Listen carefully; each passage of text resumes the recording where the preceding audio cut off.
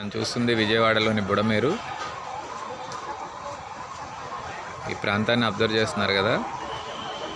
Almost ఈ వరద నీరు బ్రిడ్జిని ఆనుకుని వెళ్ళేటటువంటి పరిస్థితి కనిపిస్తుంది. ఇక్కడ అంతా కూడా చెత్త చెదారంతో అంతా మేట్లు పడిపోయింది చూడండి. ఈ ప్రాంతం అంతా కూడా ఈ బుడమేరు పొంగి పొరలటం వల్ల ఈ ప్రాంతం అంతా కూడా పూర్తిగా నీట మునిగిపోయింది. విజయవాడ దుస్థితికి ఈరోజు ఇది కూడా ఒక.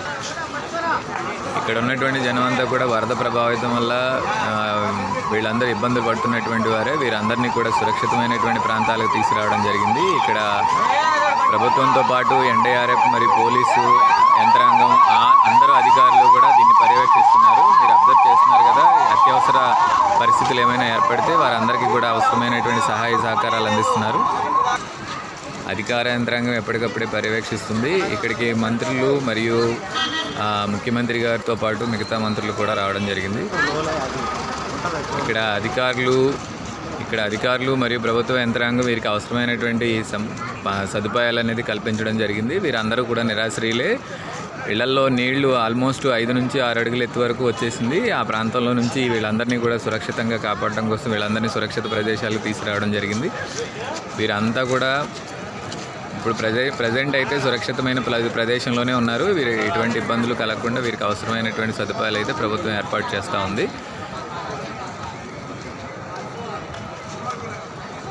ఆహారం మరియు నీరు అలాగే మెడిసిన్స్ వీరికి ఎప్పటికప్పుడే సరఫరా చేస్తున్నారు.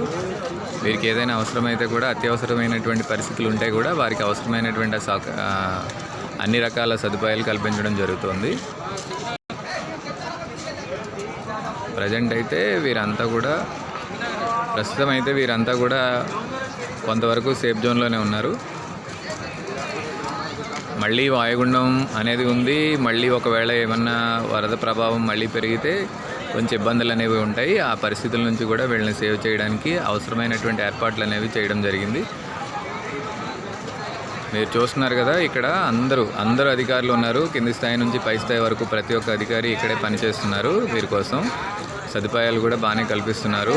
ముఖ్యమంత్రితో సహా మిగతా మంత్రులు కూడా అందరూ ఇక్కడ రావడం జరిగింది. ఈ ప్రాంతంలో ఎటువంటి ఇబ్బంది లేకుండా చూడాల్సిందిగా ఆదేశించడం జరిగింది. ప్రతి ఒక్కరు కూడా ఎటువంటి ఇబ్బంది లేకుండా వీరి యొక్క వీరు రెగ్యులర్గా చేసేటటువంటి పనులకు ఇబ్బంది కలగకుండా వీరికి అన్ని రకాల సదుపాయాలు కల్పించి ముందుకు తీసుకెళ్ళడం జరుగుతుంది.